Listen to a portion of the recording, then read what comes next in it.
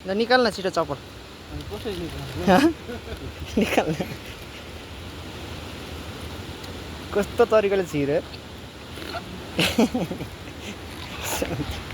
पहिला केटाकेटीमा मात्र जमानको सर छिर्थ्यो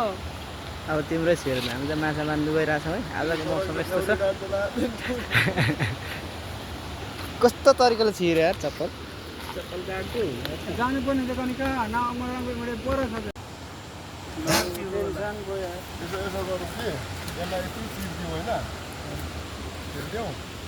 अनि निस्किन्छ होला होइन त्यसलाई लाउनु पर्छ कि क्या हो कस्तो मजाले अड्केछ यार पहिले त निकालेको नि यस्तो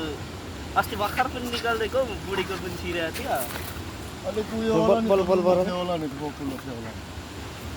कस्तो मजाले चप्पल छिरेर म त गेडा फुट खाइदिन्छ र त्यहाँ उयो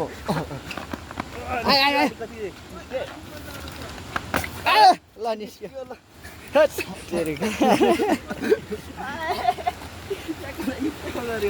बाहुबली यस्तो छ आजको मौसम र यस्तो छ मेन सिकारे दाइ हो यस आज बिसली चाहिँ मर्छ सन्तोष भाइ पहुँच है साथी हो ल ल ल ल ल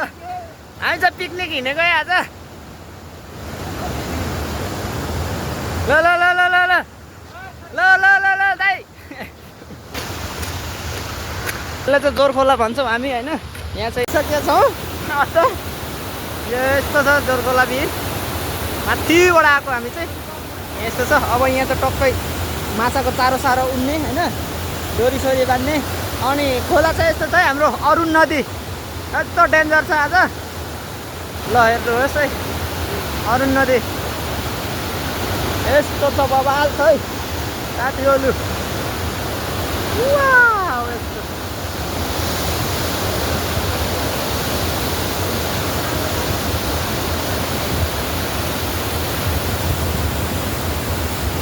अब यहाँ ठुल्दाइले यसरी बनाउनुहुन्छ चाहिँ चट्टै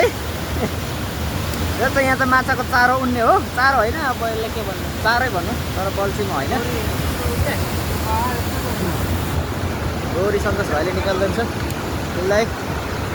यसरी हुन्छ यो चाहिँ ठुलो खालको गन्डेउला हो यो चाहिँ पानीमा पाउँछ पानी भएकोमा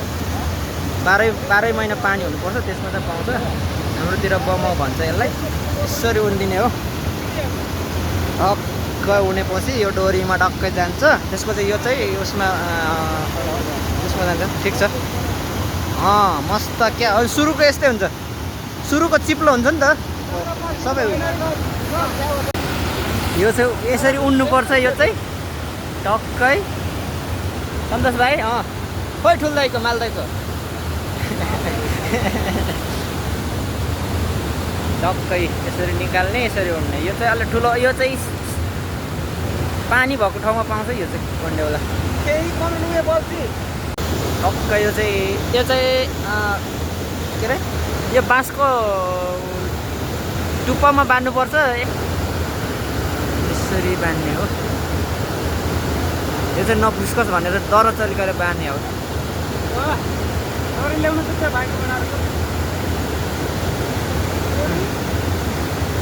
अब यसरी बाँध्ने कला यसरी बाल्ने हो यस साथीहरू चाहिँ यहाँ छन् माछाको पर्खाइमा छन् माछालाई तल चरा खायो भने केटाहरू सन्तोष भाइ दुइटै भाइ बाउबाट के भन्नु बाउलाई छली आएको रहेछ केटा भात पनि नखाइ यस्तो त होला यो पनि बाउलाई नभनिकन आएको माछा पर्खिँदैछ केटाहरू अरुण नदी यस्तो छ मेरो पनि यस्तो छ मेरो पनि छ यहाँ अर्को साथी छ यो चाहिँ बुढीले नदा भन्दा भन्दै आएको मान्छे यो चाहिँ हो अब यस्तो छ त के गर्नु